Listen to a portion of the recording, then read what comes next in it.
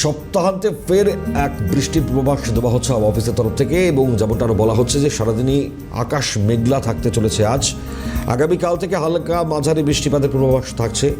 আলিপুর আবহাওয়া অফিসের তরফ থেকে যে পূর্বাভাস এই মুহূর্তে দেওয়া হচ্ছে, শহর কলকাতায় এই পূর্বাভাস এই মুহূর্তে দিচ্ছে হাওয়া অফিস এবং খুব স্বাভাবিকভাবেই রাজ্যের বিভিন্ন প্রান্তে কিছু কিছু জায়গায় বজ্রবিদ্যুৎ সহ বৃষ্টিপাতের সম্ভাবনার খবরও হাওয়া অফিস জানাচ্ছে। সৌভিক রয়েছেন আমাদের সঙ্গে, আরও বিস্তারিত জানাবেন। সৌভিক, সুপ্রভাত। কি জানাচ্ছে হাওয়া অফিস?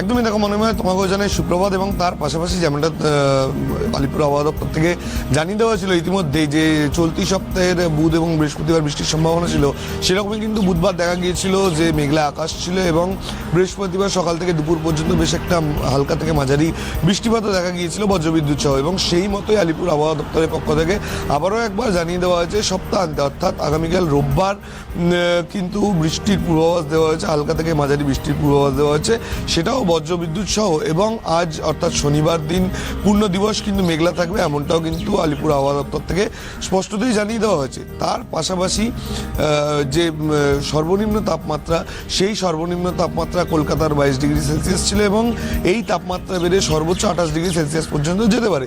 তবে সকাল থেকেই হালকা কুয়াশাচ্ছন্ন আকাশ দেখা যাচ্ছে এবং তার পাশাপাশি বেশ একটা গা ছোঁয়ানো শীতের আমেজও কিন্তু রয়েছে।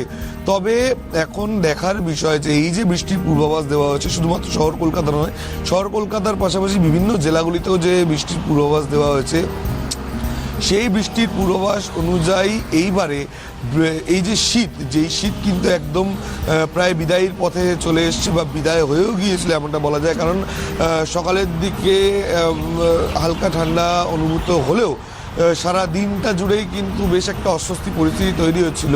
সেই জায়গায় এখন দেখার যে শীতের ফের কি ফেরত হতে পারে, শেষ পর্যায়ে কি শীত আরও একবার দেখা দিতে পারে, নাকি এই বৃষ্টির পরে কিন্তু সম্পূর্ণ শীতের বিদায় হবে, তাই কিন্তু এখন দেখা মনিময়।